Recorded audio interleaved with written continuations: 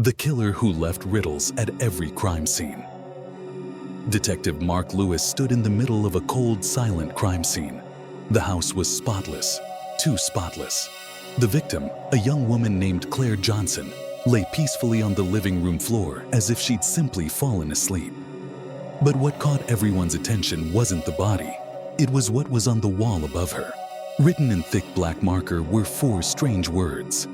The clock strikes twice. The message made no sense. It wasn't signed, but everyone in the room knew what it meant. It was another riddle, the third one in just 2 months. The killer had struck again and left another puzzle behind. Detective Lewis rubbed his temples, staring at the message as the flash of police cameras filled the room. Every time they thought they were close, the killer twisted the story into something new. The last 2 victims had their own riddles, one carved into a mirror, the other typed and left on a piano. Each clue hinted at the next crime, but none made sense until it was too late. And now, another life was gone. Reporters swarmed outside the house, shouting questions. Is this the same killer? What do the riddles mean?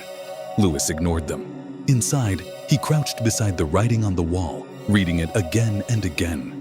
The clock strikes twice. He whispered it under his breath, trying to feel what the killer wanted him to feel. Fear, confusion, or maybe curiosity. Whoever this was, they wanted to be understood. To understand the killer's riddles, Lewis had been working day and night. He had gone through every file, every photo, every word left behind. But the riddles weren't random. They were smart. Each one seemed connected to time. Clocks, hours, midnight. Every victim was found at a strange moment. 1:11, 2:22, 3:33. It was as if the killer was counting up to something. The city of Boston was on edge. News anchor. The sound of the clock filled the small office. Tick, tock, tick, tock. Detective Mark Lewis stared at it, his heartbeat matching the rhythm. It was 5 minutes to midnight. The message on his desk felt like it was staring back at him. The 4th will fall when the bell rings. He snatched his phone and called his partner, Detective Rachel Carter. Rachel, it's him. He's playing with us again. Her sleepy voice came through. Mark, slow down. What are you talking about? The killer. He left another note. On my desk. He was here. Rachel's tone sharpened instantly. Are you sure? That office is supposed to be secure. I'm looking at it right now, he said, holding the note under the desk lamp. He knows me. He's watching me. Before she could answer, the clock struck 12. A loud metallic ding filled the room, echoing through the quiet building. Lewis froze. The sound rang out again, then again. On the 12th strike, his phone buzzed. An unknown number. He hesitated, then answered. Lewis. A distorted voice came through, calm and taunting. You're close, detective, but not fast enough. The line went dead. Lewis jumped up, adrenaline surging. He grabbed his coat and ran to the hallway, shouting for the night guard, but no one was there. The station was empty, silent. As he turned toward his office door, his eyes widened.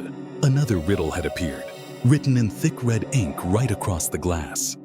Find the one who never sleeps. Rachel arrived 20 minutes later to find him pacing the room. He pointed at the words. He was inside again, Rachel. He's not just choosing victims, he's choosing me. She studied the writing carefully. This one's different, shorter, almost like he wants to push you somewhere. Lewis nodded, running his fingers through his hair. Or warn me. They spent the next morning going through city footage, searching for a... The siren's wail cut through the Boston air as Detective Mark Lewis and Rachel Carter sped toward the park. Every second felt like an eternity. The killer had never given them a warning before. This was new. This was personal. They arrived at Lincoln Park with 40 minutes left on the clock. It was a calm afternoon. Families walked their dogs, joggers passed by, and no one seemed to know the danger lurking among them. Lewis scanned the open field with his binoculars, his pulse hammering in his ears. There, Rachel pointed. On a bench near the fountain sat a folded paper, just like in the photo. Lewis approached slowly, his hand on his gun. though he knew the killer was probably long gone. He crouched beside the bench and unfolded the paper. Inside was another riddle, neatly written in black ink. I hide among those who watch, but I never blink. I see without eyes, and you pass me every day. Rachel frowned. He's talking about cameras. Lewis nodded. Security cameras, street cams. He's in the footage somewhere. They rushed back to the car, heading for the city's surveillance control center. Inside, a wall of monitors displayed live feeds from hundreds of cameras. A technician pulled up the recordings from the last hour around Lincoln Park. "There!" Rachel shouted. On one of the feeds, a tall man in a gray hoodie walked calmly through the park, moments before they arrived. He sat on the bench, placed the note, and looked straight up, directly into the camera, but his face was covered with a white mask. Lewis clenched his fists. "He's mocking us." The technician rewound the footage, zooming in. Behind the masked man, something glinted in the sunlight, a small silver pocket watch dangling from his hand. Time. Always time. He's obsessed with it. Lewis said quietly. Every riddle, every message, it's all about time. Rachel turned toward him. Maybe. Lewis and Rachel raced back to the station, hearts pounding, every traffic light feeling like an obstacle placed there by fate itself. When they arrived, the parking lot was almost empty. Rachel's car sat alone near the back, the evening sun casting long shadows across the pavement. A single piece of folded paper fluttered under the windshield wiper, just like in the photo. Lewis approached cautiously, glancing around the lot. Nothing but silence. He took a deep breath, lifted the note, and opened it. Inside, written in the same precise handwriting, were the words, "The final riddle waits where time stands still." Rachel looked confused. What does that even mean? Lewis stared at the note, his mind racing. Every message, every clue has been about time. Clocks, watches, bells, seconds. Where time stands still. It has to be a clock that doesn't move anymore. Then it hit him. The old city clock tower. It had stopped working years ago and was sealed off for repairs that never happened. They jumped back into the car and sped across town. The tower loomed ahead, tall and shadowed against the evening sky. When they arrived, the area was fenced off, but the gate hung slightly open. Lewis drew his flashlight and pushed the gate wider. Inside, dust floated through the air like mist. The massive gears of the old clock sat frozen in place, rusted and silent.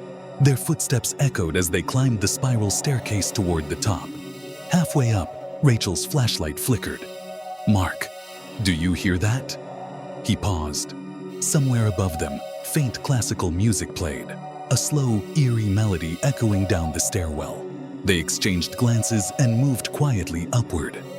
At the top, they entered the clock chamber. The huge face of the clock glowed faintly from the moonlight outside.